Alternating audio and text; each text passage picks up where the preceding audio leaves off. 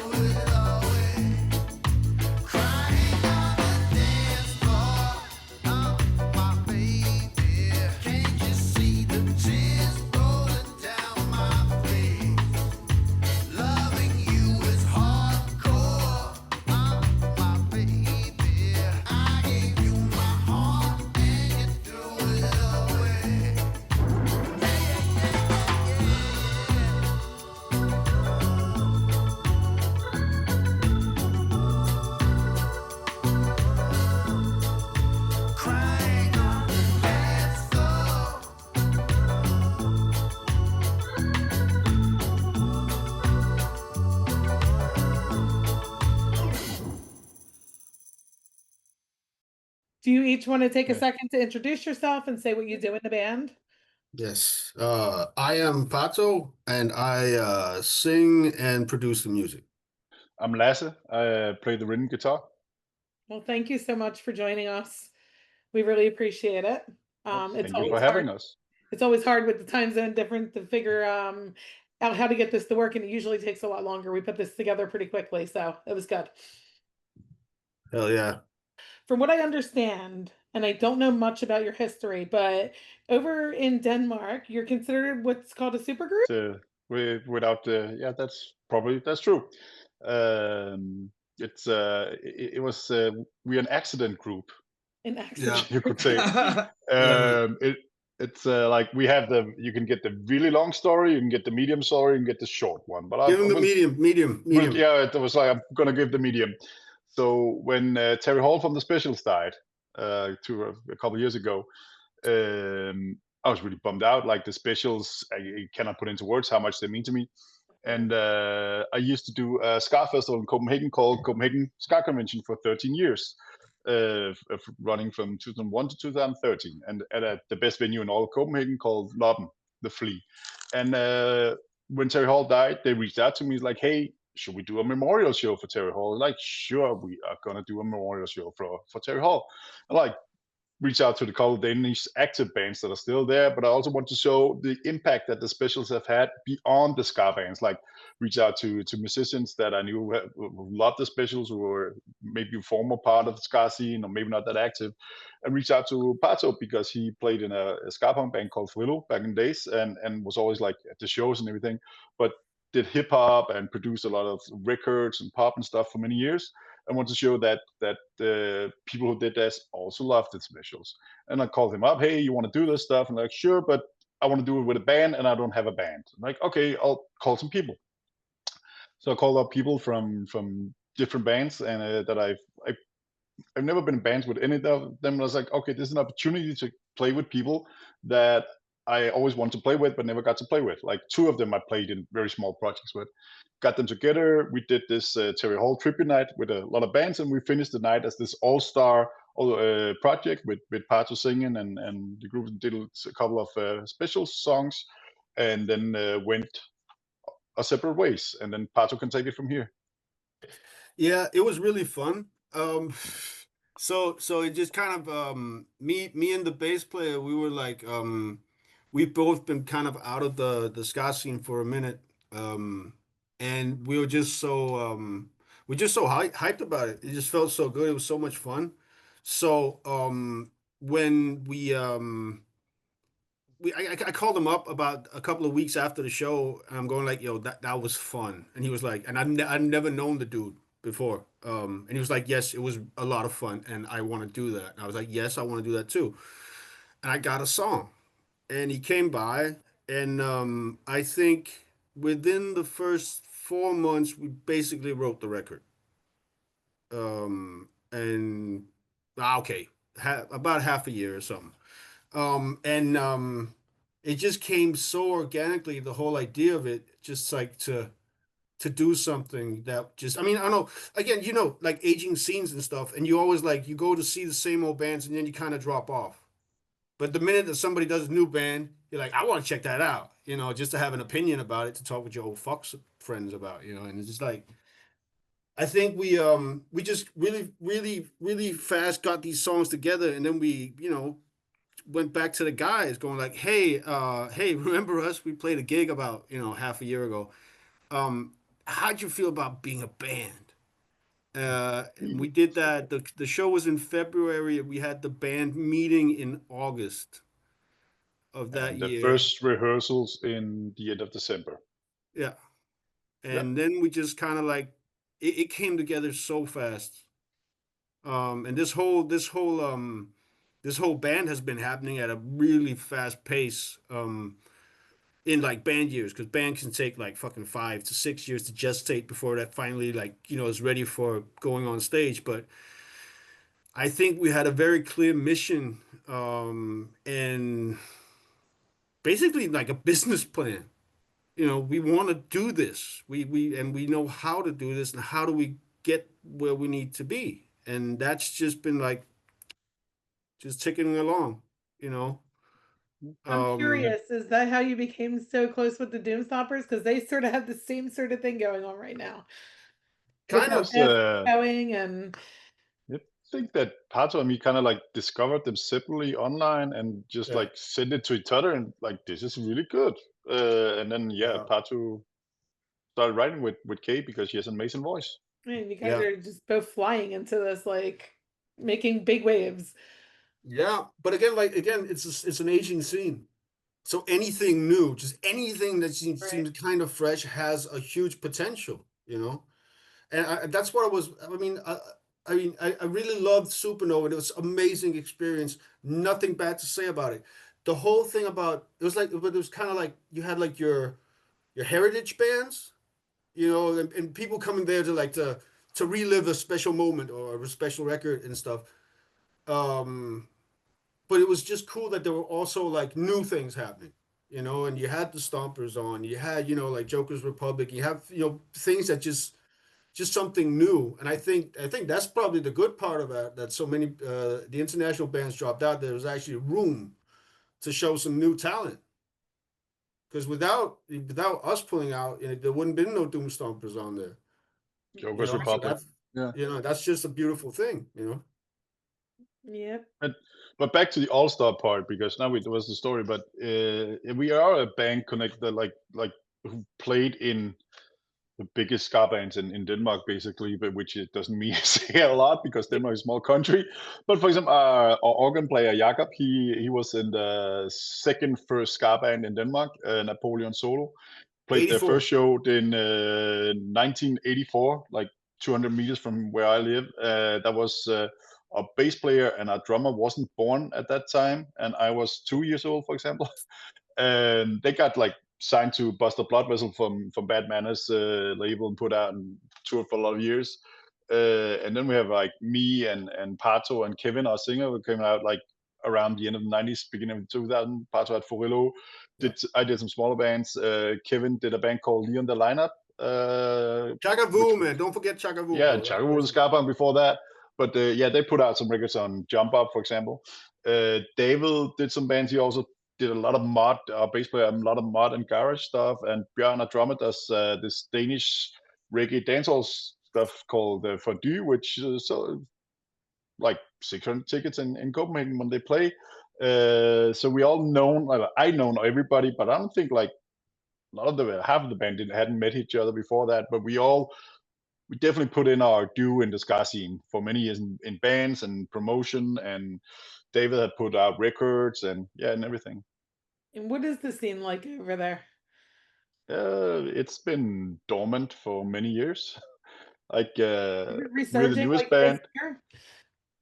It seems like it's starting to pick up in the States as well.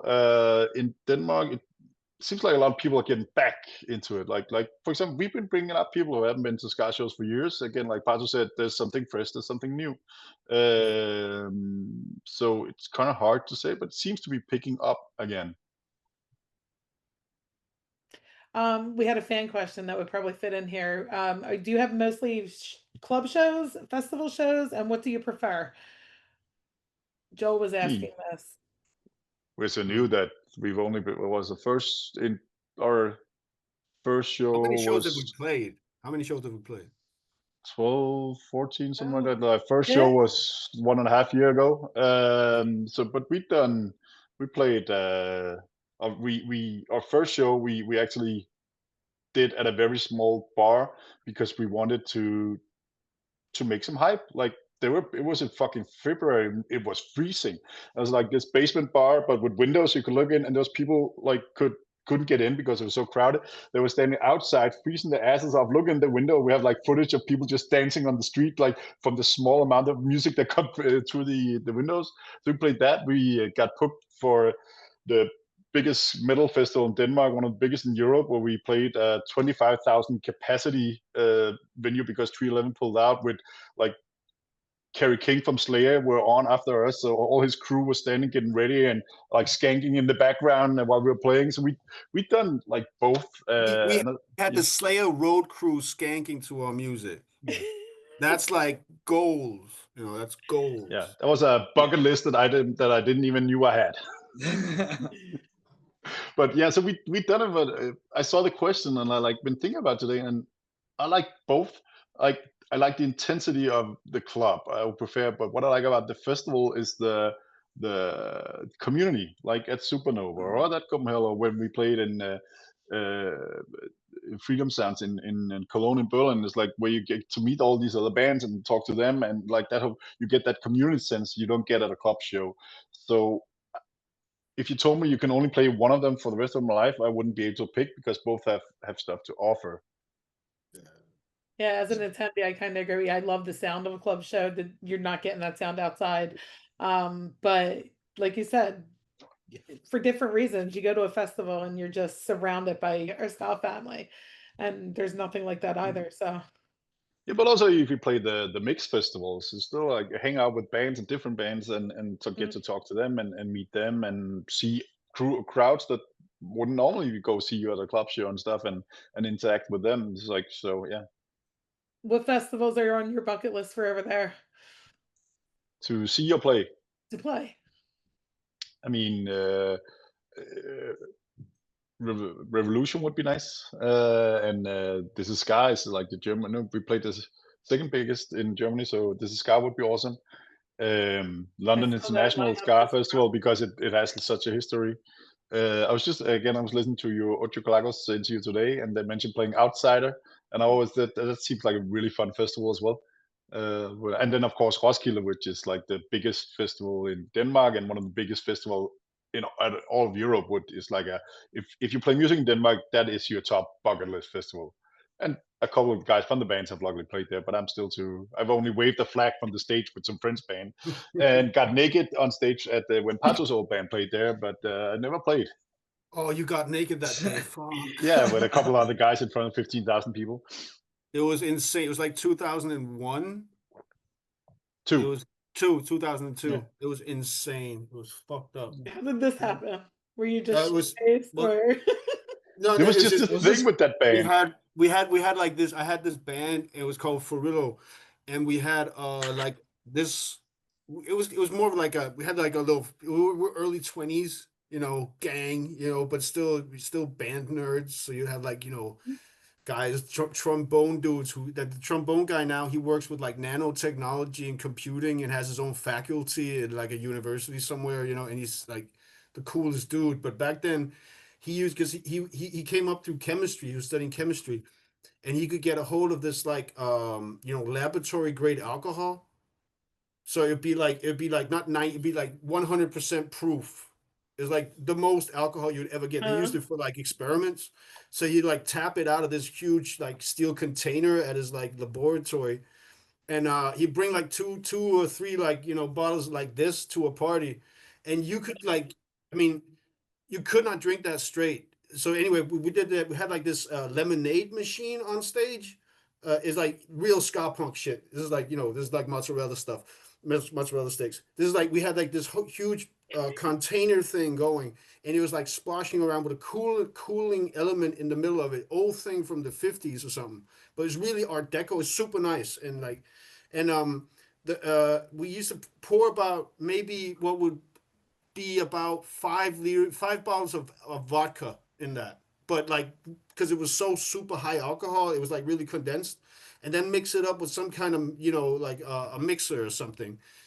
And about after the first song, our roadie guy and driver, a guy called Finn, who had like really narrow shoulders but a kind of a wide ass, he was like shaped like a pear. Anyway, he would go naked on stage, sometimes maybe with a sock, sometimes just full on naked, always with the Vans on, checkered socks, of course, and just start passing that out to the front row. So within like 3 songs, we had like 50 people up front, like blind drunk, and it was good parties, and it and that meant we got a name for ourselves. We're the band that got people drunk. That really worked, and we got a lot of notoriety and a lot of fans of that. And very drunk people get inspired by other drunk naked people, and then it just became a thing that there were always naked or dudes at the Furillo shows, including Did me. he have a clever line at least about like, well, hey, I made sure it was well stirred for you or something like that? No, it was like, but it had a theme song. Yeah, A whole ass theme song. The Jet Spray Cooler. It was called the Jet Spray Cooler shows, and there was a Jet Spray Cooler, which was a mostly instrumental ska punk song that played while everything was being served. Yeah. And then usually you wouldn't remember that much of the show after that. No. Your stories just get better and better. Yeah, that we did that. That was Yeah. crazy. It would always be like, because Finn, he had like a normal size schlong, but then you'd have like remember Björgon? It was like, yeah, he was like a kind of merch dude. He was like this red-headed cat, you know, but beautiful dude. And he'd have like this down to his knees kind of dick, you know, and you have like these two dudes in like full-on red bush down there as well.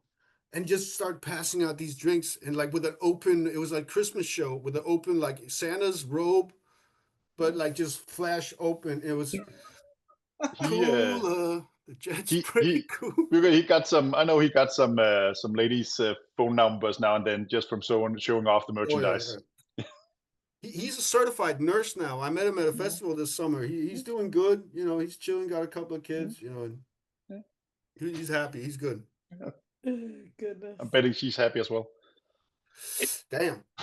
Damn. So do you still see some of these guys at the festivals you guys are playing? I mean, it's a small community, so I mean, if you guys I mean, that's what we're talking about. Like some of the people, they started coming back when we started playing. Also because now we're at the age where a lot of us have kids, but a lot of us also have kids that are old enough that we can actually go out again. So that's also a reason why people are starting to show up again. But yeah, people are coming back, and people we haven't seen for a long time. And I did. Like I said, I did something called Copenhagen Ska Convention, which was a 3-day festival in Copenhagen. I did that for 13 years in 2013, and I did the 25th anniversary this Easter, which brought out like people I hadn't seen since back then, and people who brought their kids that didn't exist back then, and it was fun to see all these people and people who had met because of this festival, and bands who played there were bands that played back then, and then a couple new ones as well. It was awesome. that is pretty incredible to hear. Because that's what I love most about festivals is being able to see my peoples from all over the place and being able to catch up and everything along those lines. I was just showing off a poster that I got from my homie Burrito out of California that took it around all Croydon Fest and got it signed by all the bands. And that's the type of love that you see from these people at the festivals, and it's pretty cool to see. Yeah, but it's an international community, and that's how we ended up at Supernova. It's because of the community. When we like, there's some people, 2 American who were at the reunion at the 25-year anniversary that I talked about on Easter, and they came the day before, and I met them in passing the year before when they were in Copenhagen, and I saw they were coming, like, hey, and I wrote them, hey, you coming? Want to meet up the day before? Let's have a drink, and we went out, had dinner and drank and had lots of fun, and they were at the show, and then became really good friends. And they're from Wisconsin, Benjamin and Becky. And we just like, I told them, okay, we're not getting the visa, we're not going. And they were like, hey, we got plenty of space at the Airbnb, we got room for 2 more if you want to come. And then I called up Pato, like, you want to go and just like attend in just for fun? And yeah, sure as hell. And that's how we went, because of this international community. Otherwise, our broke ska musician asses would not have been able to afford to go to Supernova if we had to pay for a place to stay as well. So Benjamin and Becky made all this happen. They hooked us up real nice, man. Yeah. The good people. Yeah. Thanks That's to awesome. them, we got to see a little performance with the Doomstompers. You want to talk about that experience? Sure. Yeah. I mean, again, like Pato it started out with Pato reaching out to Kay, and there might be some stuff coming down the road featuring something along Kay and Chains. And then again, like we were talking, hey, it's gonna be awesome, and she was talking like, I'm gonna do SoMe, we're gonna be at the festival, and like when we didn't go, I wrote a mail to Tim and said, hey, sucks that we can't go, but check out Doomstompers, they're really cool cats, and put them on instead of us. And Tim like, all right, if you recommend them, we'll put them on. And that was that. And we didn't know we were going at that time, Pato and me. So I like wrote Kay. It was really close to the festival that we found out we were going. So I wrote them like, it looks like we're just gonna go. And she's like, hey, we actually put the rent on our set because like to give a shout out to the bands who weren't playing. So if you're going, well, how about you getting up there? I was like, it was the day before or something, the show that we like. So we didn't even know we were gonna play until we were in the States. Yeah, so it was a really spur of the moment, things just lining up by accident thing. But that was really, it was awesome for them that they gave us that chance, and I mean, the experience for life for Party and me. Yeah, it's cool to hear how that happened on both ends, how you hooked them up and then they were gonna do the cover and whatnot. Yeah. I said before, and I'll say it again, that was a few of the most amazing moments of the whole weekend. So It was an amazing experience just to getting up and doing it. Again, it was kind of spur of the moment, and you know, you just kind of hope. We ran it through a couple of times just backstage, but just it was basically Like an just hour before the show.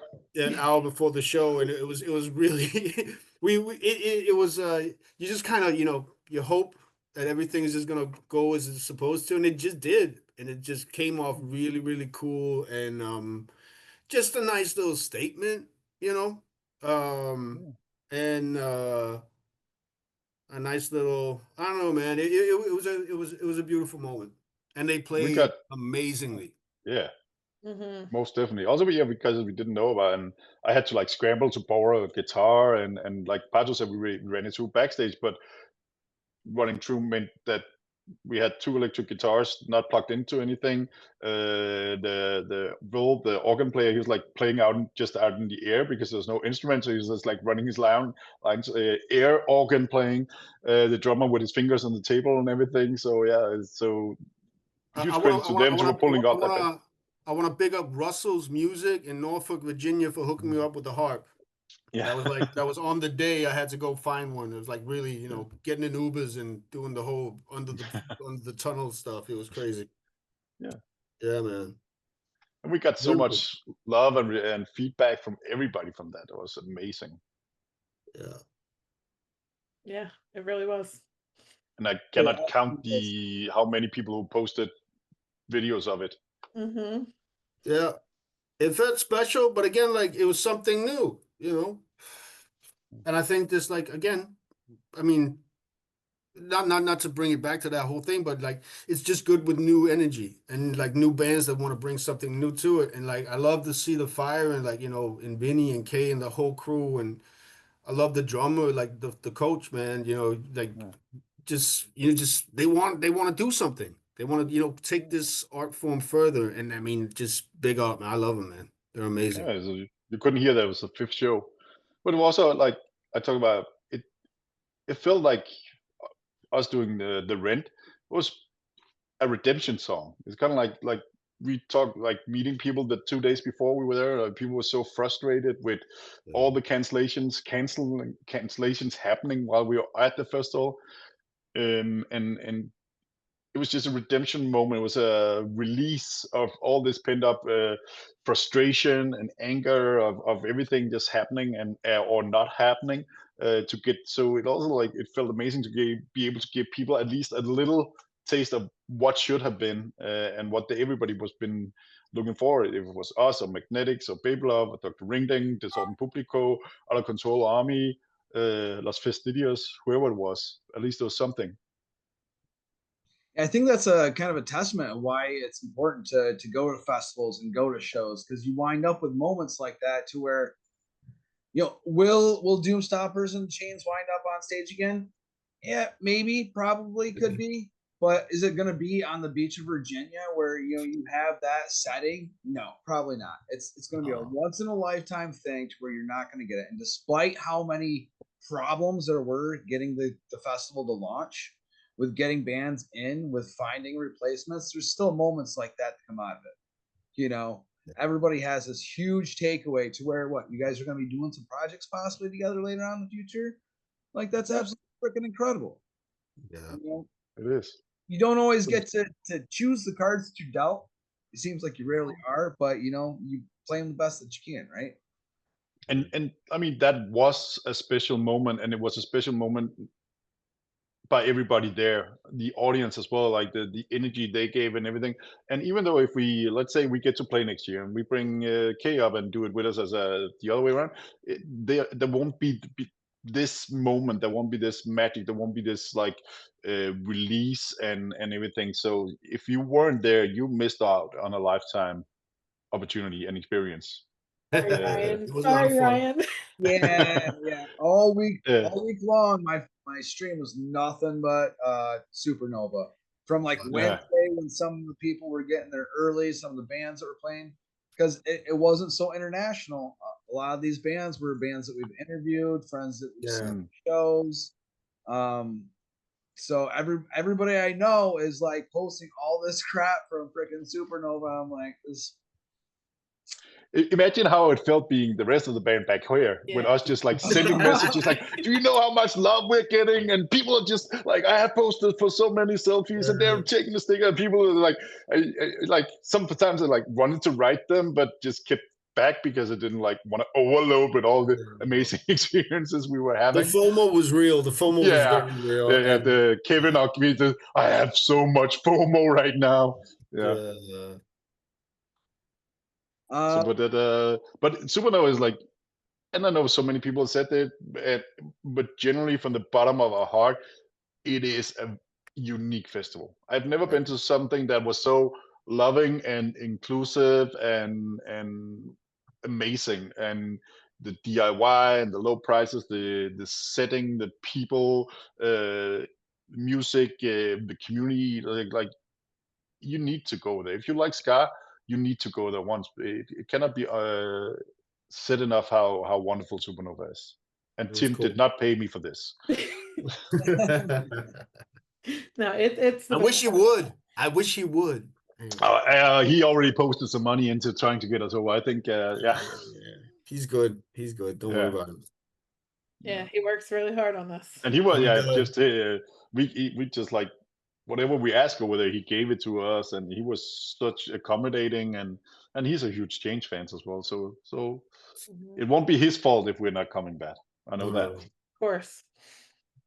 Yeah. Any other highlights from Supernova you want to talk about before we move on to your music? Wow. Any like new discoveries band wise, or just special moments you had besides that one being on stage? I mean, see, Pato and me having a couple of drinks and beers in us, seeing Voodoo Glow Skulls turned it was a fountain of youth that turned us into like we were 14 again. Yeah, it was beautiful. Fucking awesome. Was that your first time seeing them, or you've seen them before?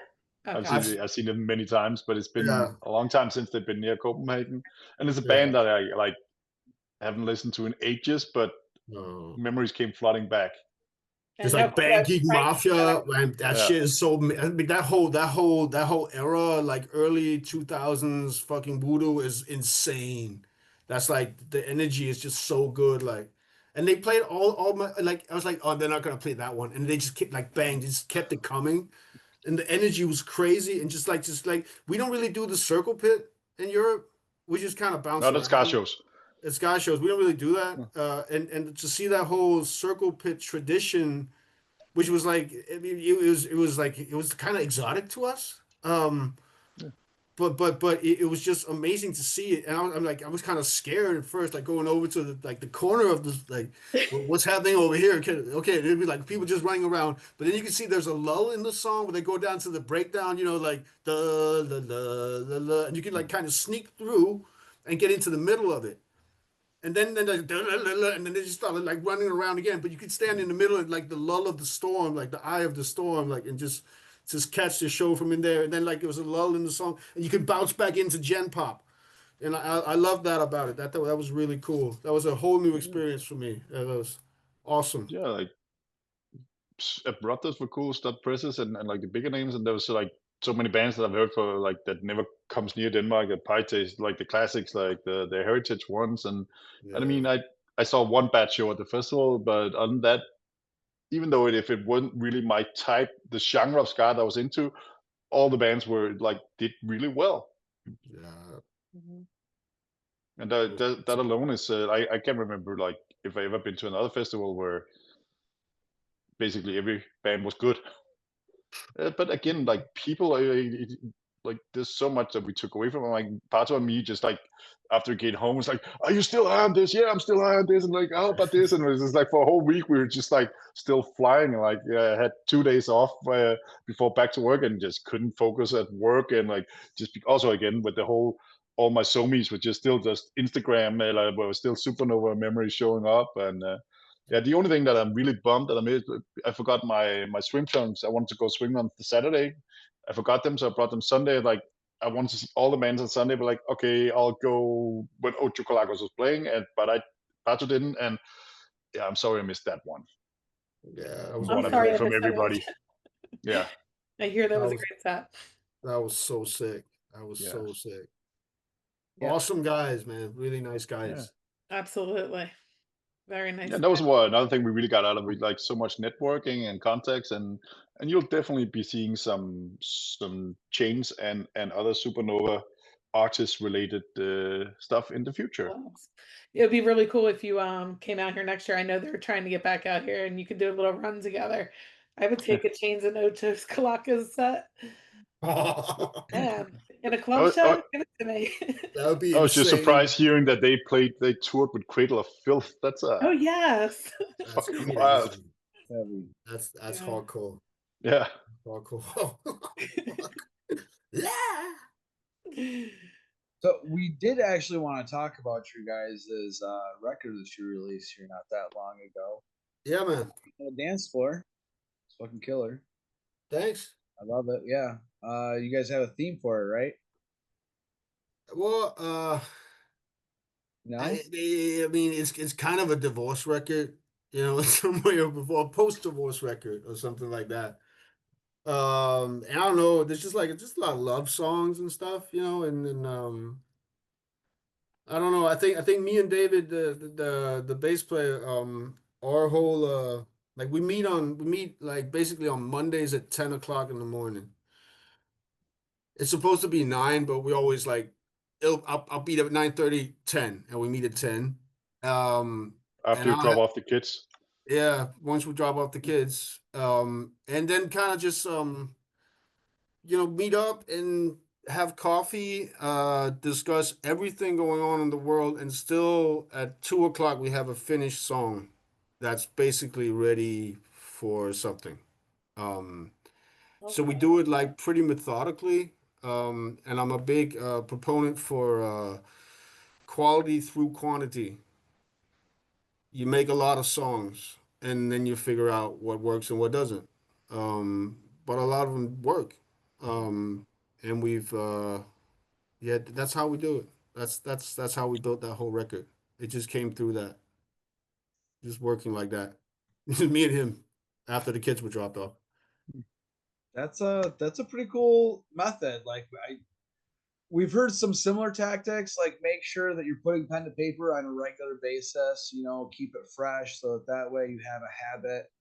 Yeah. Scheduled dates though, Yeah. I think that's a first. We have not heard that yet. No, I mean it's Mondays, man. Mondays mostly. And coffee and we have like and you know sodas, you know, and then because around 2 o'clock he has to go pick up his little one and I got to get home by 3, you know. So we're like the only ones in the band who actually got small kids. My younger turns 3 in a minute, and wow. and his is about 2.5 or something like that. So it's Buster and little Herman. That's the boys. We benefit a lot from being a parent. What? I feel like you got a lot more skin in the game being a parent. Yeah. Like No, I mean like we both me and David, we have both I've been kind of like doing professional music since about 05, 06 or something. And David, he's been professional more or less his whole life. Now he's like got a part-time job working at a museum and stuff, but we're both kind of like really focused on actually making our living off music. And that's been a focus of the whole thing. You know, it's like to actually make something that's, you know, that'll translate in the real world. You know, actually go out there and, you know, earn a living wage off our labor. And that's been the focus of this as well. Not to be commercial about it, but to write really good songs and get them out there. You know, that's been the focus of this band from the start. You know, and that's why we've made this push that we're doing. You know, and just putting in the work. You know, definitely benefit from Pato having produced music for the last 20 years. Like it's not, we don't stand around in a rehearsal room every week and spend like a month working on songs and should it be like this or this. Like when Pato and David write, it's a fully produced demo with like bass and drums and guitars and everything, and then you just like, so we can practice it at home, and we can send like small ideas to Pato, like, hey, maybe if we change this little bit or something. But it also, because two of the my kids are teens, and Jakob's kids are grown and moved away. But our drummer and guitar player also have kids like a couple of years older, and it is hard to get work and kids and everything figured. So having this band where you can rehearse for at home, like in general, I think we did a count last time. I think we maybe rehearsed like around 30 times all in all, because we do new stuff and it's easy to put this in, and it's so the whole thing of the band when David and Pato presented for us was also, this is supposed to be an easy band to be in. Like you can put in a lot of work. Like I've taken on the responsibility in regards to booking and some of the behind the scenes stuff, but you can also just like show up for rehearsal once every second month and then go to a show and then go take care of your family. So there's room for that whole, you don't have to stand around, get sick and tired of the same song and the same people in the same rehearsal room. And it's a really liberating. It also means that we can work a lot faster. Like if we had to write the record as a whole band, it usually takes a couple of years before bands have a record ready. This record was ready before we got together as a band. We recorded our parts before we rehearsed. Like the record was recorded before we had our first rehearsal. Yeah. So yeah, pretty incredible to accomplish. Like that's not a small feat to have a full record. I mean, I wasn't in the Ocho interview, but they were saying how they only had 4 songs their first performance. So to have a full record, you're like ready. Here we go. We're ready for the encore, and the next one. Like, no. Yeah. I mean, it's just yeah. I mean, I've been doing a lot of hip hop producing in general, like the last basically since I didn't do ska anymore, which is about 2005. I just been doing hip hop producing and pop music producing and stuff like that.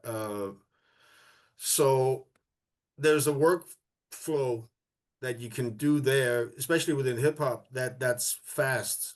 You know, you have a beat. There's a rapper comes into the studio. He raps maybe 15 minutes effectively on the microphone, and you have a hit. That's possible. That's really possible, you know. So to have that kind of workflow and put that into this kind of music is I like that. I like the high output, you know, and to just do songs and like, you know, the first album was done where I found samples of like ska drumming and rocksteady drumming on the internet and just stole samples.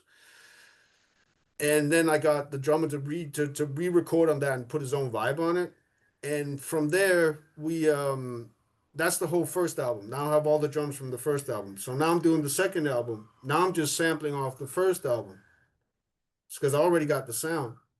So now we're almost done with the second album. So I have like basically a sound bank of, I don't know, like 25 tracks that I can sample from. You know, when we kind of build the song, or we want to do a song like what's kind of up tempo ska. Okay, we don't do like 116 or 120 BPM.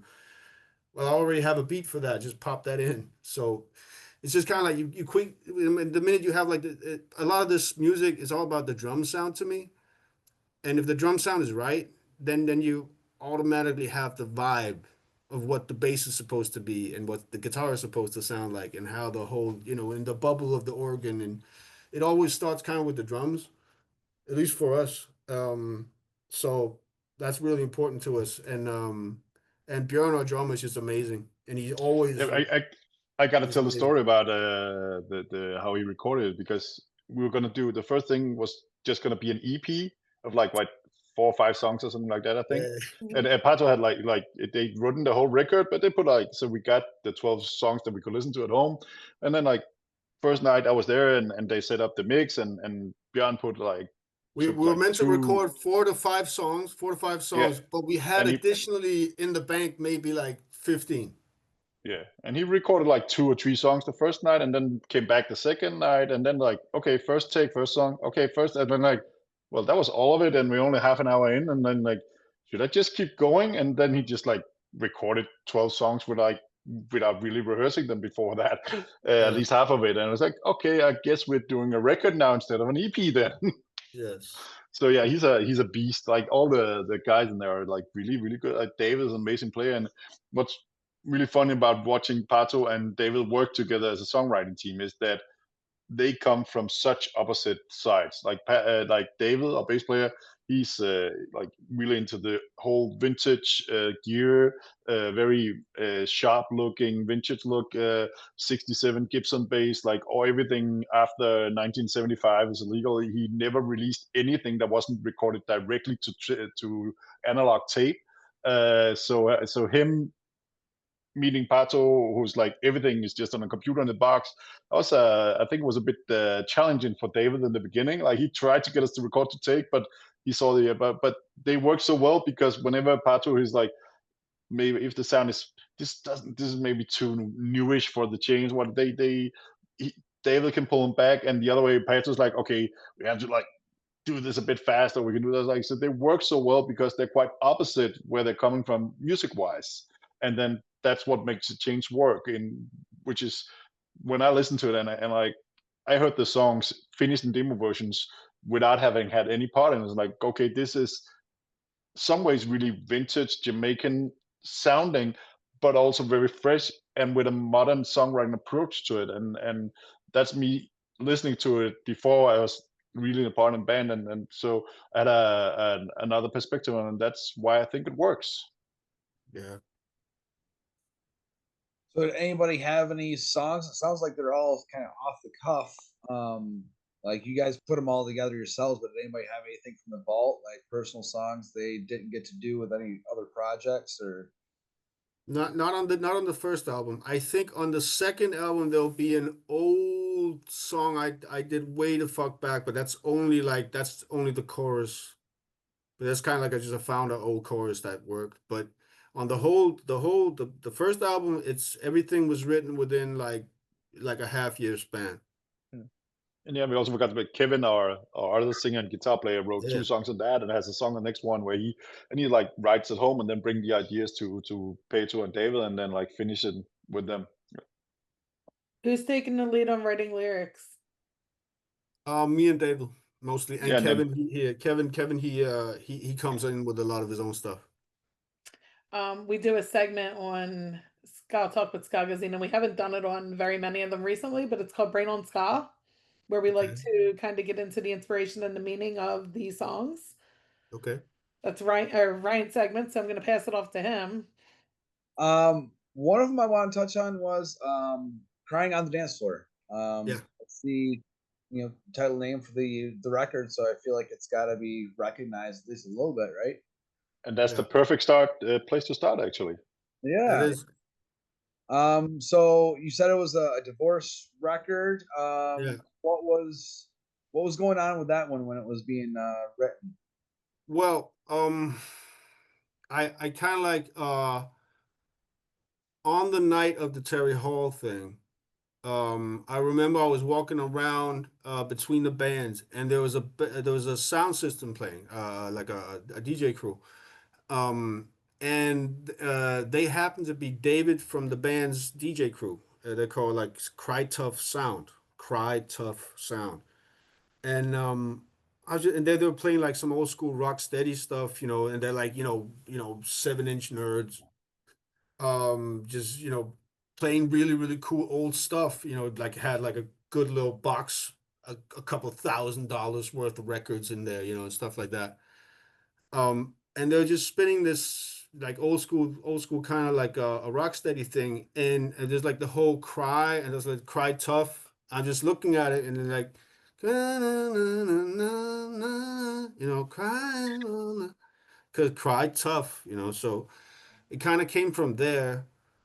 And I had that idea, and after the show, we did the whole Terry thing, and I recorded that like a demo of it, and I sent it to David. Like so that's the song that kind of started the whole thing. And again, like the whole idea of it, like I'm I like my day job is like I'm a nightclub DJ. And I've been doing it since like yeah, for 20 years more or less. And you always end up, if you're playing like at a really poppy place, you'll end up playing Robin Dancing on My Own.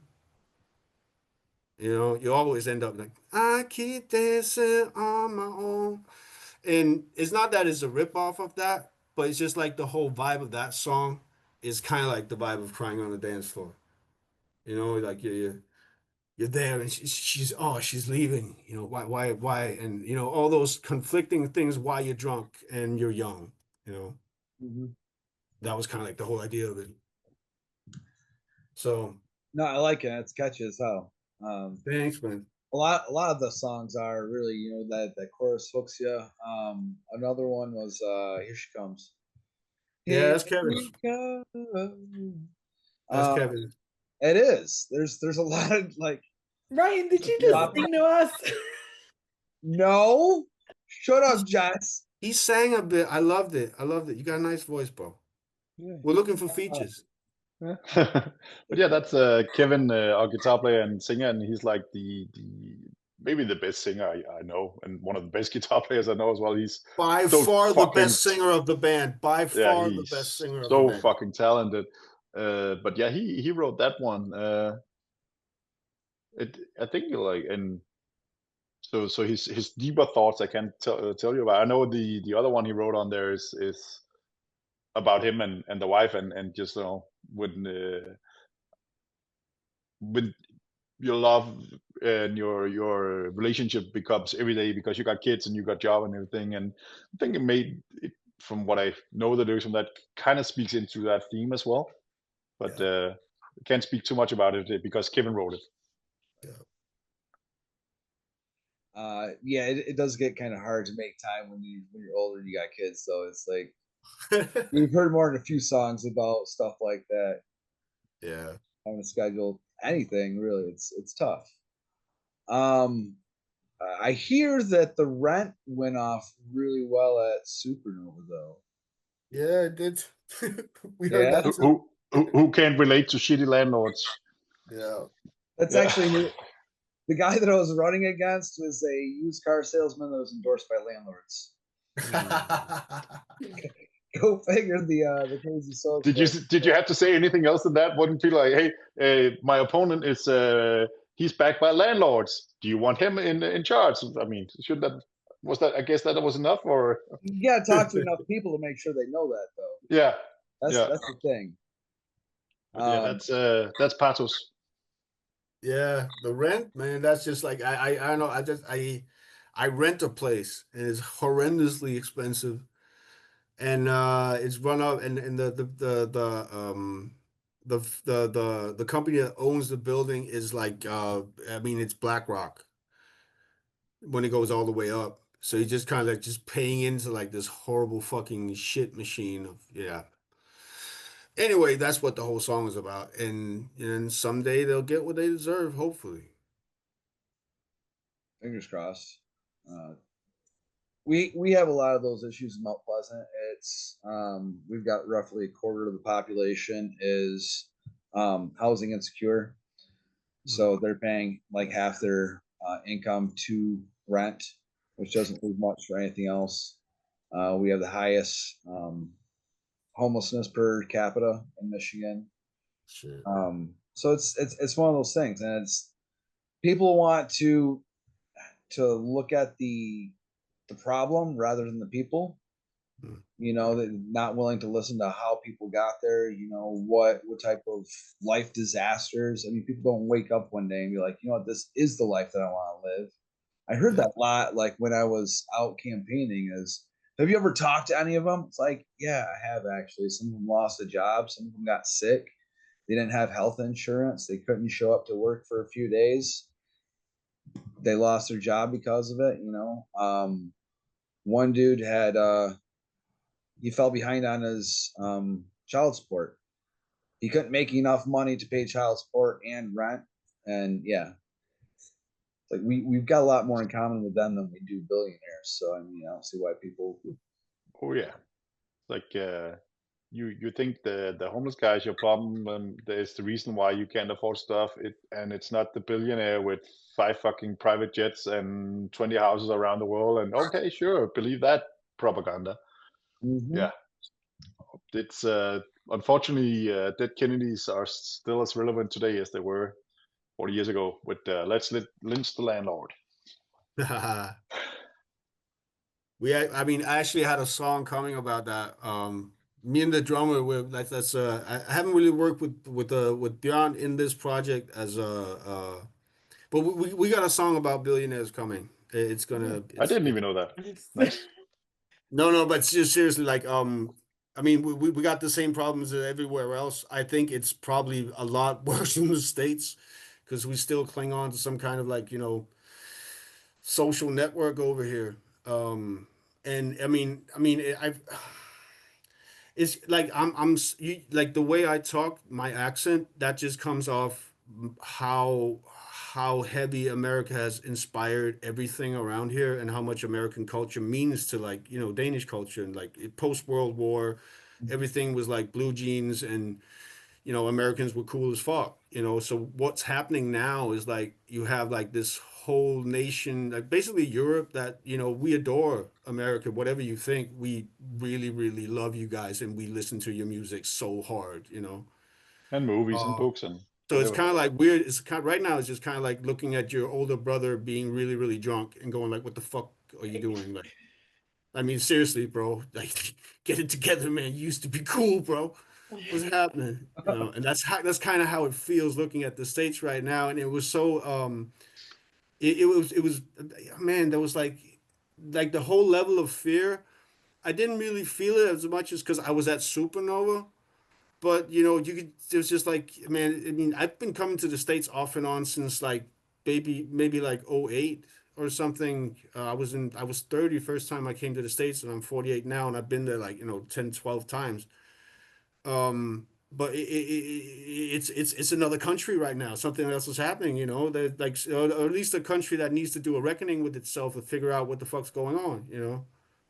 But Yeah, I lived there for 6 months as well, and that was 2007. That's the last time I was there, and of course we were only there for a few days, but there was just this vibe. Even though we were at Supernova and everyone was happy, there was just this vibe underneath everything that I've never experienced in the States before. And like I've been there a lot of times, lived there for 6 months and everything, but yeah, it was different. And we talked about Pato and me is that.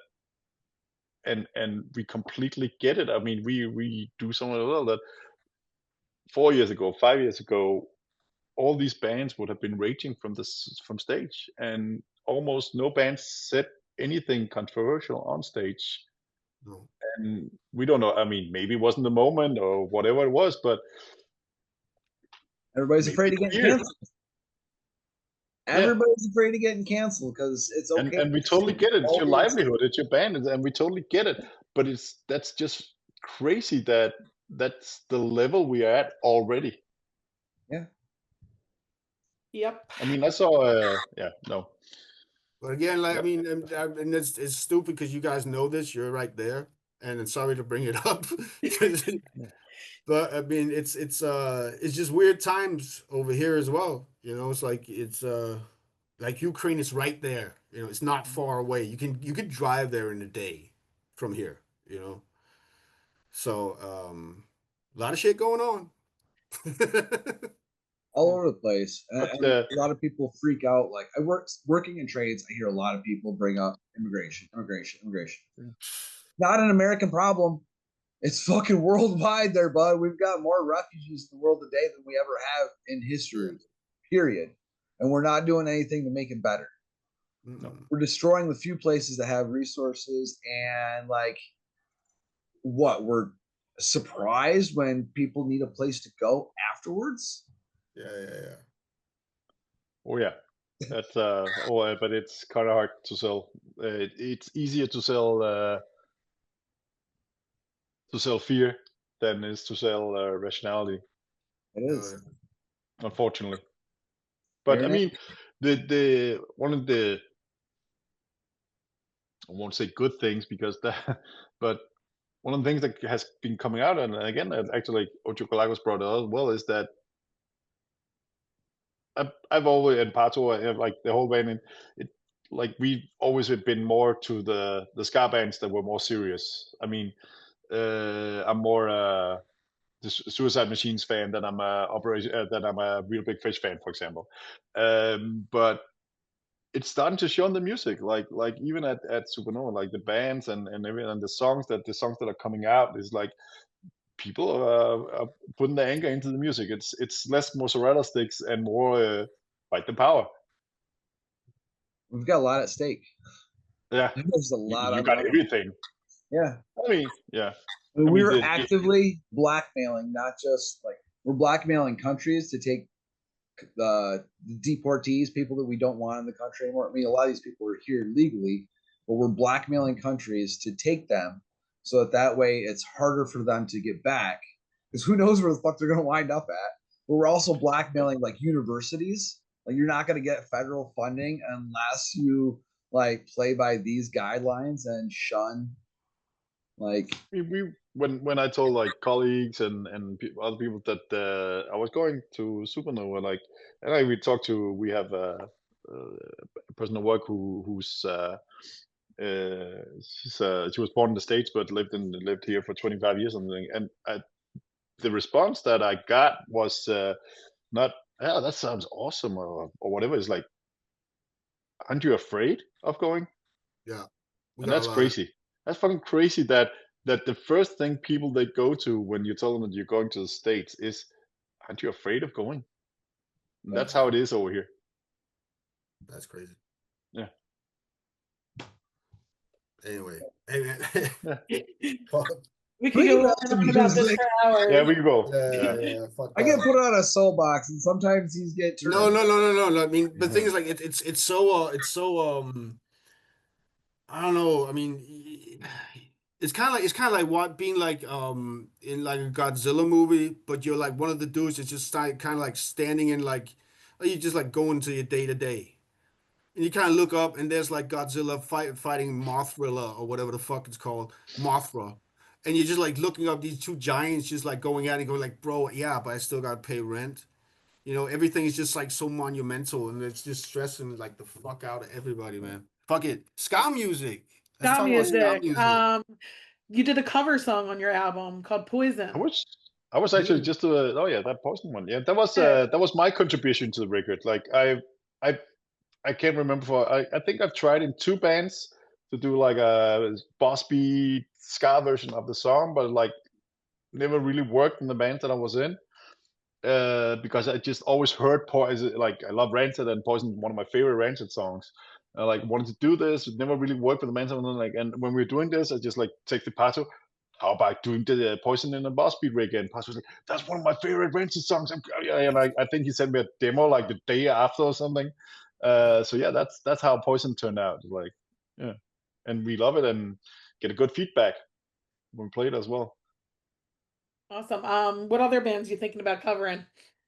Oh, that was a segue into Guilty Treasures right there. We have a lot. It's kind of like I sometimes when I didn't really when I didn't have a chain song to work on, I just started to doing weird covers. So we have basically a whole. It's kind of like we have a whole cover album, but with features and stuff. Oh, that's cool.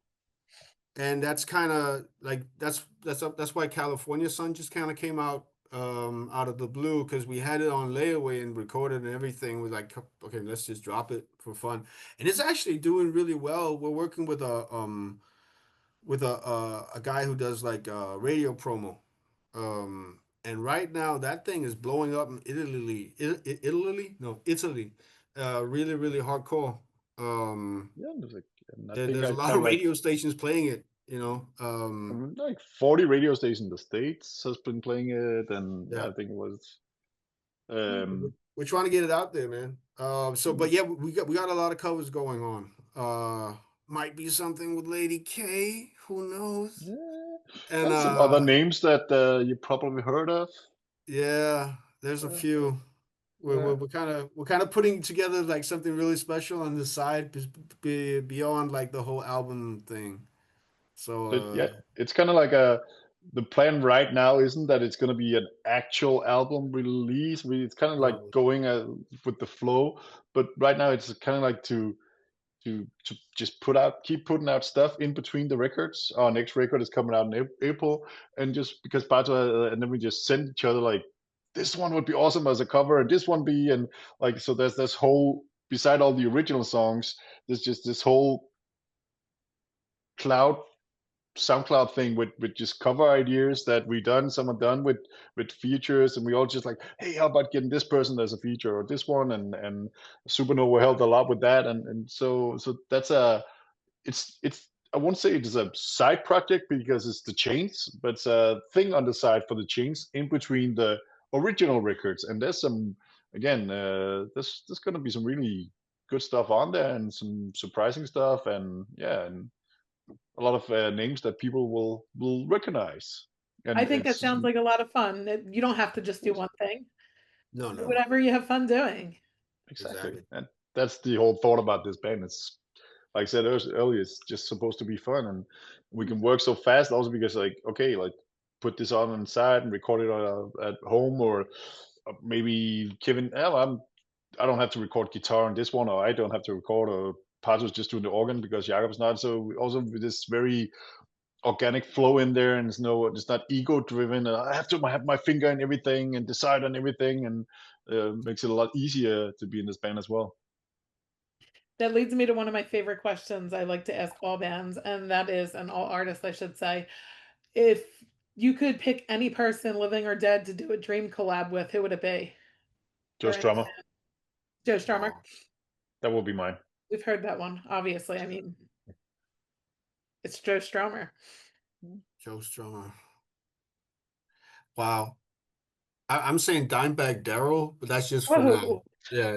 I haven't heard that one on this podcast yet. Yeah. You know, I just want to hang out with him, like just for like a few hours, just like drinking hardcore whiskey and just him doing dive bombs. That's it. I'm good. It doesn't even go on the album. I just want to be there. I thought you would have picked Lemmy. I think he'd be really controlling in the conversation. Stressful. Yeah. You know, like, I mean, Shane McGowan would just be cool. like slam back some, yeah.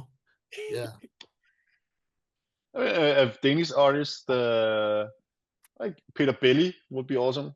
Peter Belly. Would be awesome. Yeah, if we're talking, and if we're talking living artists, Robin that you mentioned earlier would be fucking awesome. Yes. Yeah.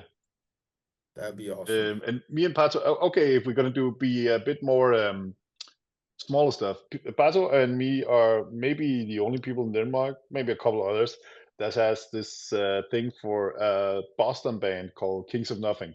Yes. It's like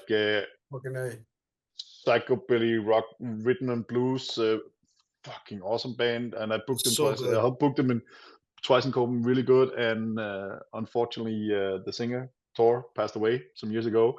But it would be awesome to do something with him. Yeah, he'd be awesome. Yeah. We want to do a cover of them. We're just looking for the right singer to do that one. Like Mike McColcom from the Street Dogs. Would love to do that one with him. That would be fun. So Mike out there, get in touch. Street Dogs. Yeah. And what else? Do you have any others that'd be fun, Pato? Living, dead? Living? Living? I don't know, man. That's a tough one. That's a tough one. That's like I think Tom Jones would be crazy. Oh yeah. Or get like Rod Stewart on like a Lovers Rock tune. That'd be sick as fuck. Or Phil Collins on Lovers Rock would be nice. Oh. Phil Collins would be awesome. Wow. And I mean, no. Sade. Ooh. Oh yeah. Sade. Any day, Sade. That would be crazy. You know what? Billy Bragg. Would fucking love to do a song with Billy Bragg. Billy Bragg would be cool. Yes. Did you see that Eruptors cover? Did they play that at Supernova? I'm sure they did. Yeah, they did. They always play that song. I love it. Yeah. He's like one of the very best shows that I've seen in my life. It's if you lived a poor life if you die before seeing Billy Bragg live. That's a must see. That his show transcends music. It sounds like cliche, but it does. That is high praise right there. That is very high praise. So I guess everybody's got something for their bucket list now. Yeah. Yeah. Is that something you didn't even know you had crossed off? Quite a few. Yeah. Woo! Woo! And when we see these Crazy. things happen, we know it all came up here. Yeah. Yeah. Like We got some. I mean, fuck. We would do. I mean, I had an idea. I wanted to do like Orgasmatron by Motorhead, but do it in a boss reggae style. And I think I almost got it, but I want to do it with like a unnamed right now, but like a really really sick like death metal vocalist, but on a boss reggae sound. I don't know. That's gonna be insane. But I have like I think like that'd be like to meld like two things that shouldn't happen, but to actually make it happen would be awesome. So I'm working on that. It seems like there's a lot of mashups that come out anymore that don't seem like they should go together, but like But they do. I mean, a good song is a good song, right? You know. it's who's that dude in the mask that's always doing them? People at work keep showing me the videos. It's like Doom or Death something. MS Doom. He does a bunch of crazy mashups of music. I'm not quite sure. I wish I could think it off the top of my head. There's a bunch of them, bro. There's a bunch all of over them. the place. Yeah, man. Trip over one, land on four more. I don't know. But we've got this this bit that we like to do called categories, where we just kind of throw out all kinds of random questions. It doesn't have anything to do with music some of the time. A lot of times it seems like Eric likes to bring in farm animals. But Eric's not here tonight. No farm yeah, animal but talk. in spirit of Eric, we're gonna keep farm animals out of it. But if you guys could have any pet, what would it be? It's really funny you said that because I messaged Eric. Eric's our other co-host, as I'm sure you heard. I was like, "Do you have any questions for the chain since she can't make it today? He's working." And he said, "It'll probably be about farm animals." I said, "All right, your question's out." I grew up in the country, so but yeah. I feel like we have to ask it now. Well, you told us you were going Ask it. to, so yeah, you have to. If you could be that's a farm animal, what would you be and why? That's Okay, if I could Eric's be, question. I would be the farm cat because then I don't get slaughtered. I can like run around and just like do whatever I feel like. So yeah, I'd be the farm cat. I was about to say the dog. So that's yeah, I'd be the dog. The dog. Being a dog comes with a bigger responsibility. So I mean, Yeah, people the expect you cat's to just kind of there. and to just do your own stuff, and like you can come up and get pet if you want it, or you can just like screw you guys and leave for days, and yeah, less responsibility. Yeah, That's true. That says a lot about you. Too much responsibility in real life. If I could choose something else, to be less responsibility. Yeah, Responsibility, right? You start showing up every Monday, help write these songs. Exactly, man. What was your first CD or record that you ever owned? First CD. Okay, I remember.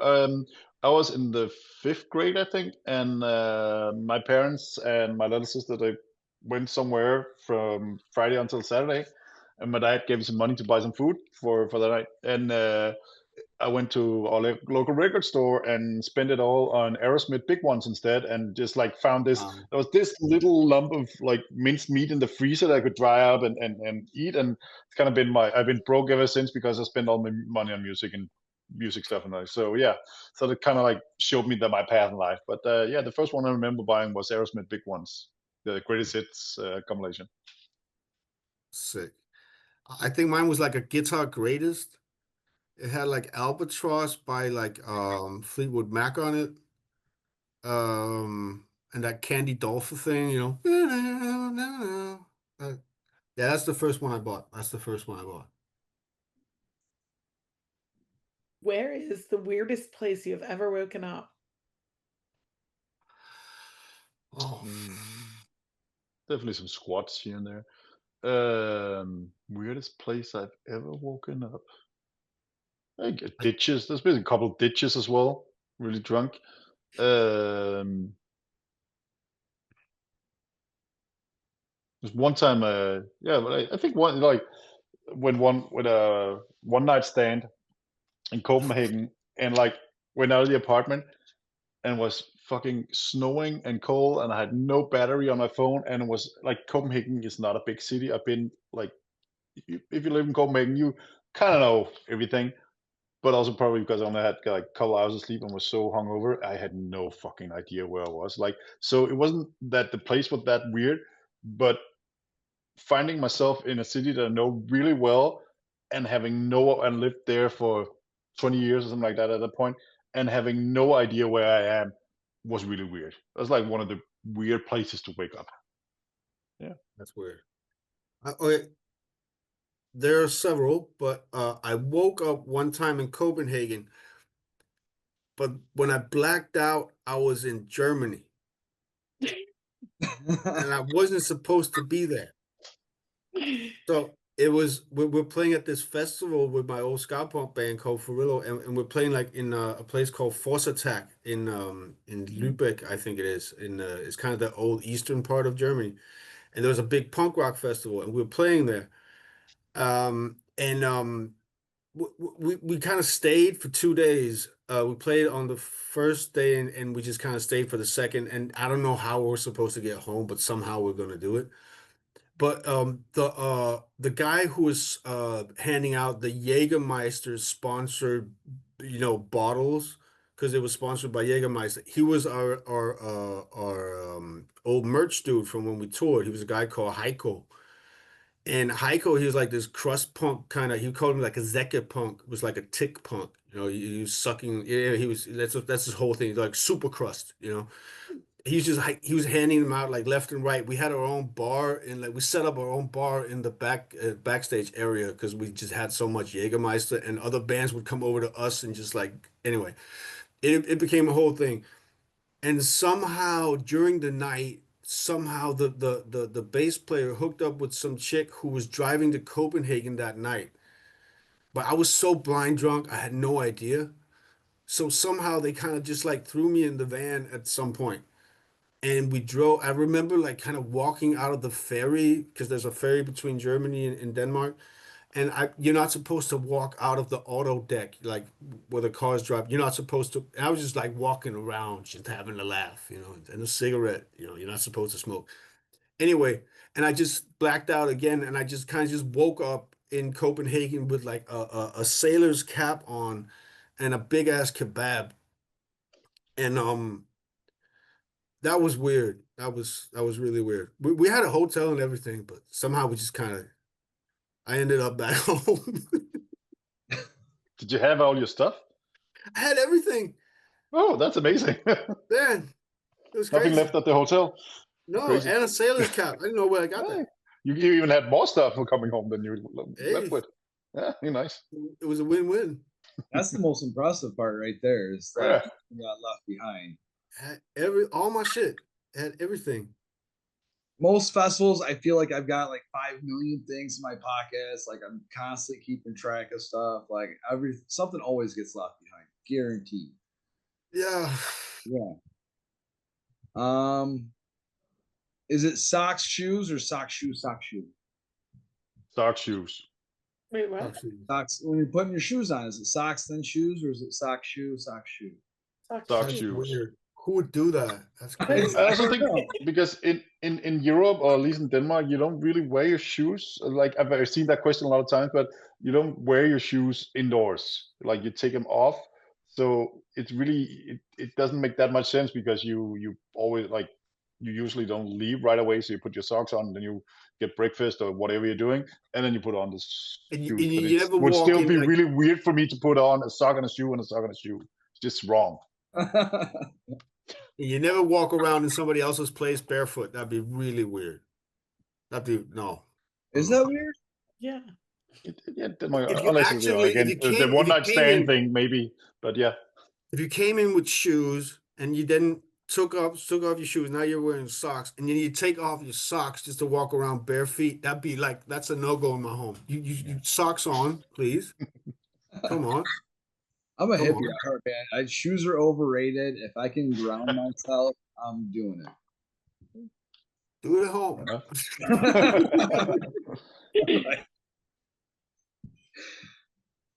What do you got, Josh? You can wear you can go barefoot in my place anytime. You got to pass. You got to pass. All right, I appreciate that. I'll be probably wearing flip flops, so I won't take my socks off to do it. Okay, fair enough. It's cold around here. We wear flip flops for like maybe a month. So we don't really wear them that much.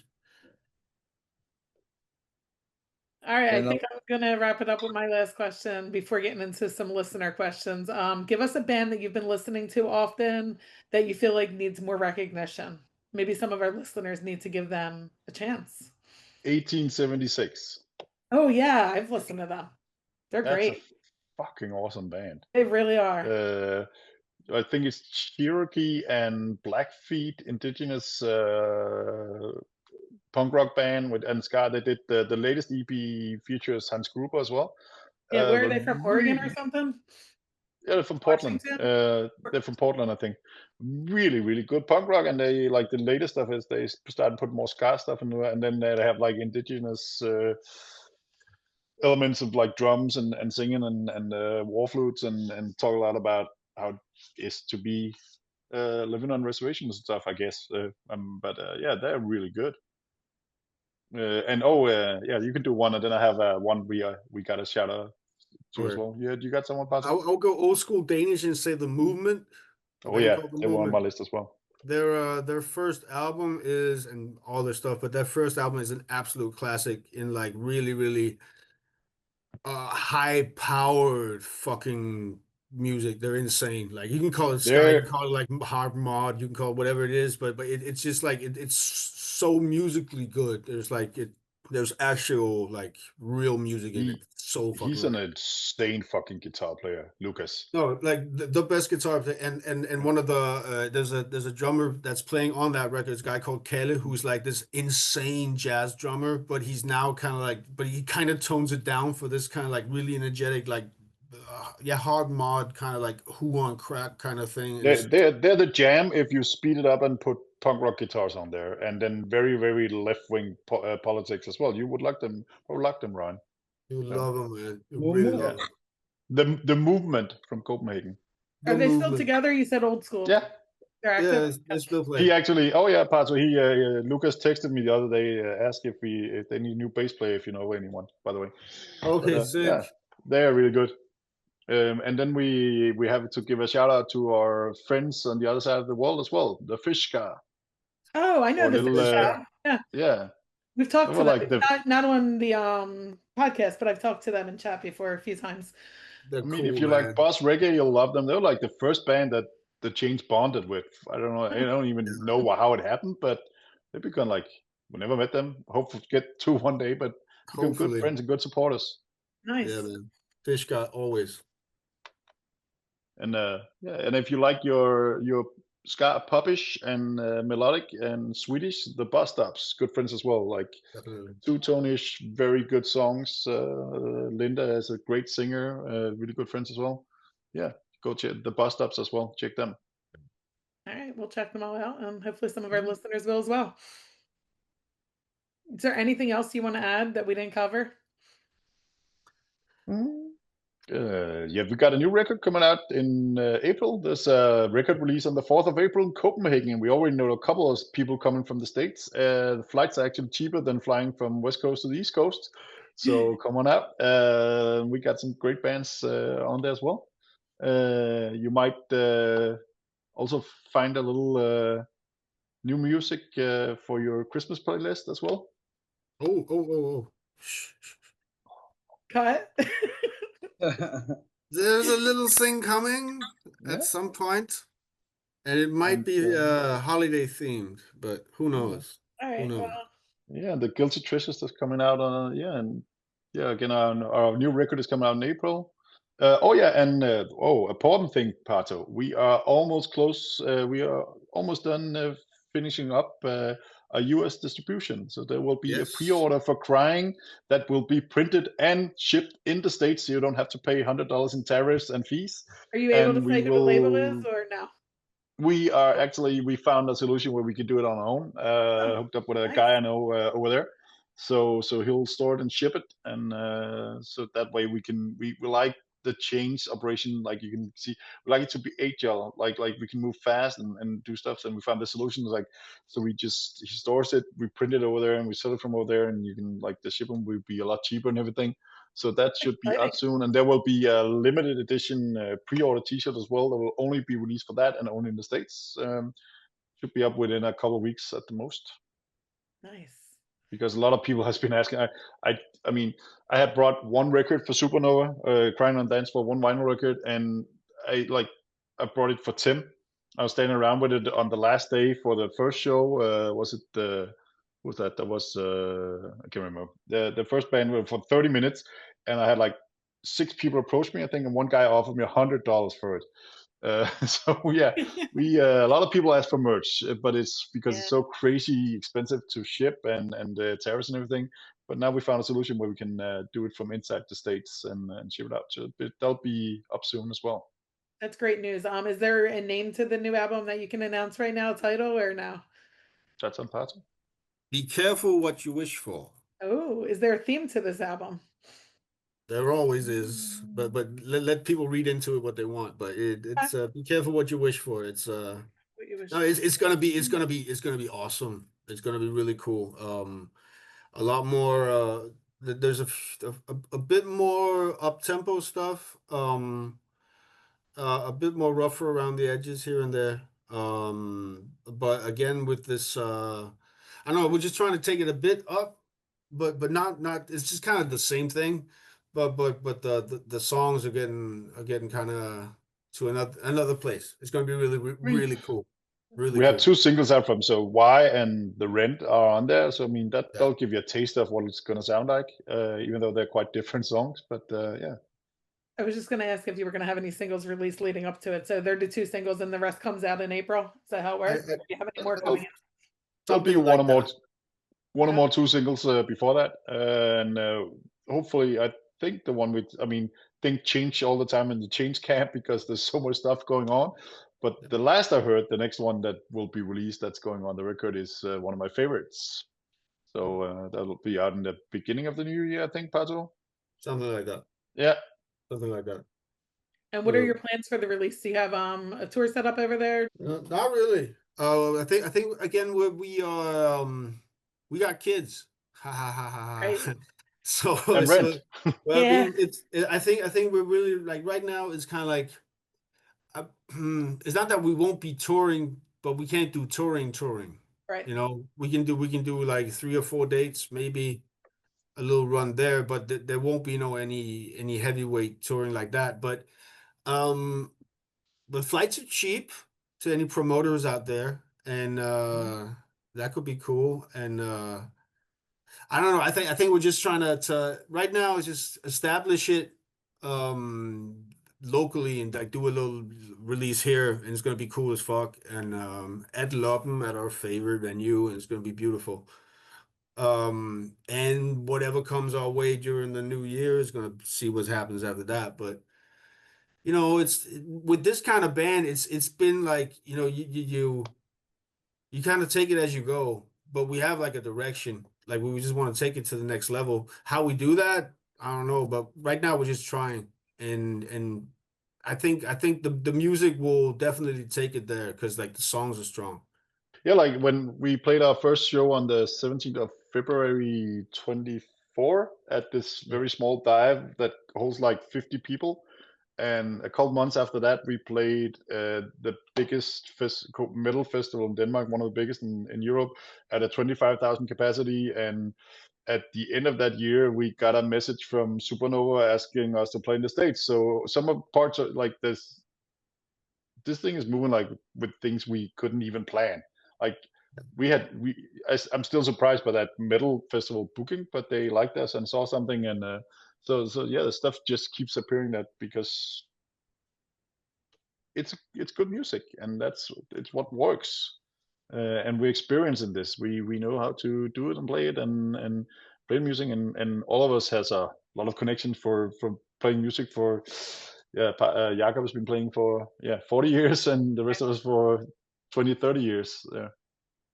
But again, like also it's like I kind of want to take like it, and this is not a criticism to the scene as a whole, but I kind of want to take this to a professional level and to actually make this music relevant again. And I love the niche, I love the genre, I love the where we're from. I know where we're from, but I kind of want to bring new people into this as well.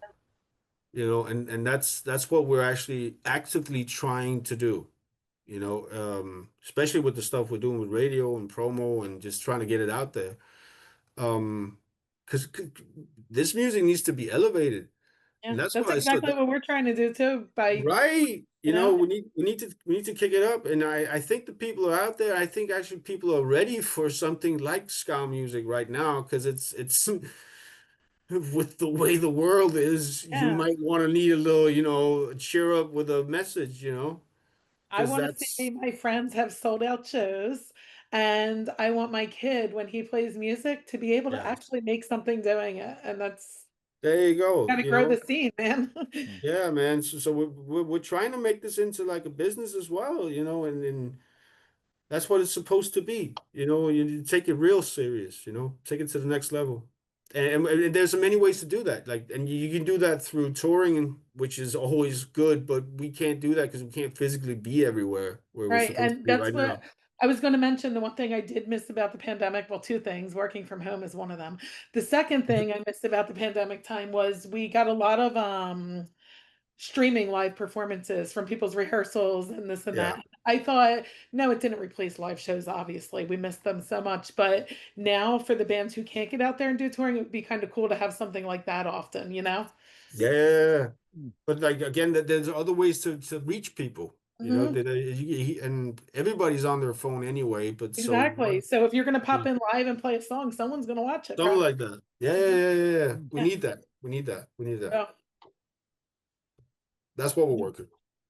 Cool. You guys keep working with the quality through quantity method. You know, you guys got more enough experience doing this thing to keep up making killer records.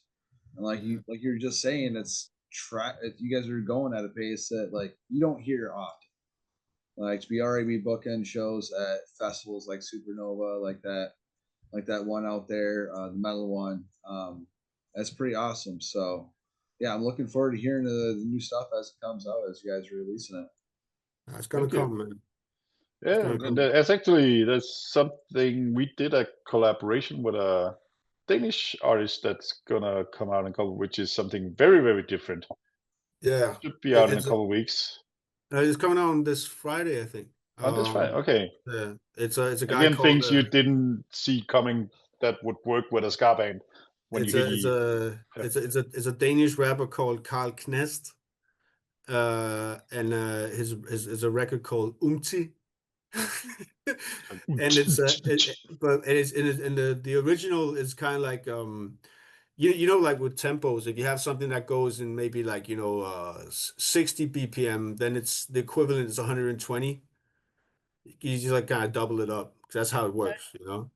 So his record is originally like I think it's 75 or something. So I just bounced it up to like 150 BPM fucking ska beat, and it sounds so sick. And it's just basically him rapping over on top of it, and it's us doing the whole chains thing underneath it. It's gonna be out in a minute. It's really really cool. The original is very like club banger hip hop thing. It's very far from Yeah, boss reggae and ska, but it somehow were. And he's like he has like a million plus plays in Denmark. So and yeah, yeah, so again, a thing that we didn't expect to do a remix of.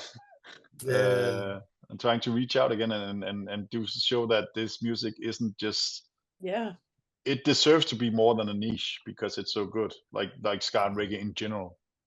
exactly. I love the creativity and the thinking outside the box. I really do. I'm excited to hear that. Dope. Gonna be really cool. I do want to get Joel's questions asked because he listens Mm. all the time and I don't want to skip over them. Yeah, Where man. did the name of the band come from, the Chains?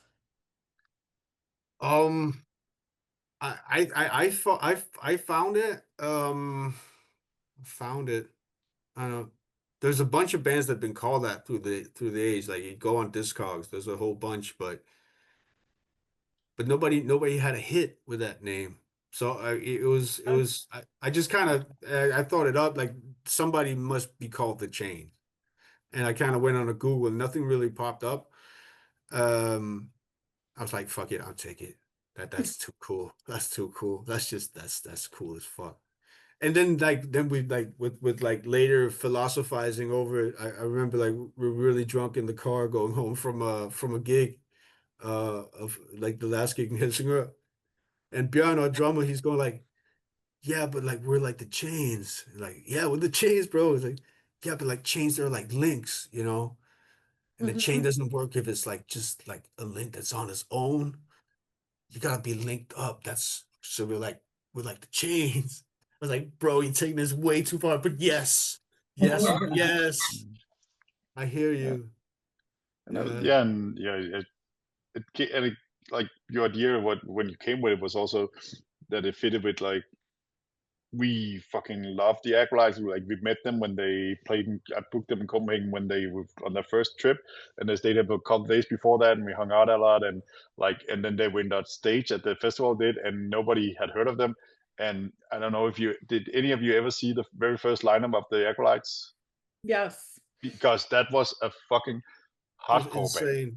It was a hardcore band playing reggae, and it was like that's why they made the difference they made. It was mind blowing. Like, okay, this can be aggressive. This can like they could outstage any hardcore band at that lineup, and that was part of the thing that won this as well. Like we are not. This is not a happy-go-lucky band. This is not a happy-go-lucky music, and the change kind of fit in with that image and the vibe, and then like it wasn't yeah, so that was part of the reason you told us that you wanted that name as well. And then I said like, hey, and that's gonna fit perfect with on a merch with the Fred Perry lol, but in change instead. Yeah. What was his other question? He also wanted to know why you chose to write and sing your songs in English. Wow. Because it sounds cooler. And Danish is spoken by top 6.5 million people. That's not even great in You New want to York. reach the world, right? Is that it? Yeah, and the thing about Danish culture has always been we're a seafaring nation, so we've always had like if you're not trilingual in some way or form around here, you're backwards. Like I know German, I know Danish, I know English, I know Swedish, I know Norwegian, and you just gotta be stuff. But if you want to, I mean, again, like with the whole Europe fascination of like America, like we've always been drawn to that culture, since the jazz days, basically. So, And also, yeah, I mean, that's if you English want. is Sounds good. English is interwoven into Danish language now. Like Pato said, so much adopted, and like you will hear so many English words in sentences, and also TV and movie, for example, are not dubbed. Like they haven't been dubbed since I can't remember when. Like They've never you'll been have dubbed. they've never been dubbed actually, right? There's been subtitles and such. So it's just like it is a second language, and everybody you have in Denmark you have English in the first grade. I think you have it now. I got it in like in fifth grade. Now it's down to the fourth grade. And so and the radio is like 50-50, and there's actually has a bit like put in laws and rules in regulation to how much music that needs to be played in regards to how much Danish, how much is primarily English speaking. So yeah, it comes very natural. And I mean all the ska and reggae bands like they all sing in English. So that's also what we're used to in this genre. Oh, we have Scala. We have a few Yeah, Danish language ska bands. yeah, but very like one of them was good, I think. Maybe two of them. Two of them were, but yeah. The hate. Anyway, Ryan, So you got that's anything why. else? I don't think that I do have anything else. You if you guys had a message for the next generation of punks, what would it be? Pick up the instruments. Yeah, start Because playing. there's too few people like playing, and music has always been like there's a reason why it says this machine kills fascists. Not because the guitar was used to beat people over the heads, but the message in that music killed the fascists in people because they listened. Like music is a force of change. Pick up instruments or learn to do music on your computer or whatever, but be creative, because that's like one of the purest forms of resistance you can do. Well, Facts. I'll go with that. I'll go with that. what you said. I'll go with that. But I think that's about. I mean, the kids are coming, man. I think they're getting mad, and they actually have something to be mad about right now. And Yeah. hopefully, by the laws of punkishness, it's about time for somebody like come out with some fucking aggressive shit that's gonna take over. I mean, even on a pop level, I think there has to be something, and even like that guy Youngblood or something like that. There's actually, I don't know how much of an industry plan he is, but he's good at what he does, and he's amazing. And I think that something is gonna come of that. I think the whole, I don't know. I think even like I've been doing digital music for so long, but I think that there's a time to. I think the whole more, I don't know, a tactile way of experiencing music that's going to come back. Live shows, people playing, real bands, people with songs, and I don't know, maybe that's just me hoping, but I think it's coming back some way or form right now. Fingers crossed. I see it happening here. So Yeah, that's dope. Awesome. All right. all right. Well, thank you so much for coming on to talk to us. Thank you for having us. We are super stoked for today that we get to see you do a full live performance. Hopefully, Come on over in April. Going to happen in 2026. We're manifesting Hopefully. that. Yes. And I know Tim is still working on carrying over all the visas from the bands that didn't get to play, and we're in touch with him. So he's still working on it, but it is kind of out of his hands. How long are they good for? A year? Like if they become approved now, would they be good for next Supernova? It depends, because like there are different types of visas, and some of the bands wanted to do a tour, and that's work visas, and they're like available for a year. We were like, okay, it's even when we got contact, okay, this is looking kind of slim chances. So we went with or we rather do the, it's called a P1 visa, which is given to athletes and performers for one performance.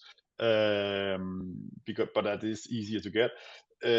So it has been applied for this year's Supernova, but Tim is like hoping to carry it for the next year, because there's like the same agreement, it's the same festival and everything, and that's what he's working on as well. But right now everything is so up in the air that I don't think anybody really knows anything. Yeah. But I mean, the band has the dates in their calendar, so it doesn't get filled up with wives going on trips or whatever. So at least we have that. we got that cleared. Yeah. Yeah. Well, we hope it happens. Otherwise, we'll definitely be back at some point as just attendees, because it's an amazing festival. It sure is. Need to fill up my bank account again before going. Yeah. No FOMO for me next time. I'm making it down there. All right. It might be us having FOMO. We don't know. Hopefully not. Hopefully not. I want to remind everyone that you're listening to Ska Talk with Ska Gazine. We will stream this on both Spotify and YouTube, and you can find us on Instagram, Facebook, Blue Sky, TikTok. I think that's it. We don't update the website at all. That's a goal of mine. I'm going to do it real soon, but there's just more important things out there right now. And we do like to also remind everybody that if you want to have a scene, you got to be the scene. You need to get out to the shows. Don't just stream the music, buy the music, support the artists, because they're really not making much doing this. And look how much they're giving us. So And go thank be you a so part much of for your you. scene. And Your scene's not going to grow if you're not a part of it. Go do it. Oh yeah. play it for your friends. Like, even though they think they hate ska when they start Yeah. listening to it, they'll maybe like, and put stickers on the hard hats when they're not looking. Stickers on the hard hats. Yeah, it's a fun Stickers game. everywhere. It's a great game, Yeah. actually. We'll send you a care Yeah. package, bro. You get a sticker pack. Everybody has chain stickers on their hard hats now. Where the hell did We're these shipping, come we're from? shipping out Maybe of we should Wisconsin do today. we'll do a limited edition change hard hat, like custom made. That'd be a Ooh. badass. I like it. It would be. Be badass. All right, well, Right. I cut loose because I got a show to promote tonight. And say hello to Kay and Vinny and Coach Yeah. and Will, and tell them we love them. We will. Yeah. And thank you again for coming on, and we'll be in touch. Most Cool, definitely. man. Thank you for All having right. us. Thank Cool. you. Bye. Thanks. Bye. Bye, guys. Bye.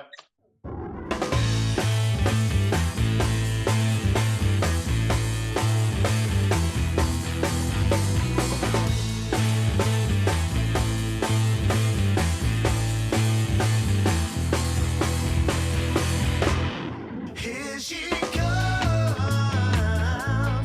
here she comes. She got a tail that can wiggle in a whirl. Everybody step aside for her. Here she comes, here she comes. My baby tough, she knows how to cut her up. We gon' boogie till the sun comes up. I see you sitting on that couch all week, and I really miss the smile on your face. You don't need to be looking like these mothers, 'cause to me, you will always be ace. I wanna go back to the times, making stuff, please rewind to the nights that we used to go out. Kick off your shoes, get some attitude. Tell the neighbors that we're gonna get loud. You feel the pressure, she trying to measure if you can catch her. Here she comes, here she comes. She got a tail that can wiggle in a whirl. Everybody step aside for her. Here she comes, here she comes.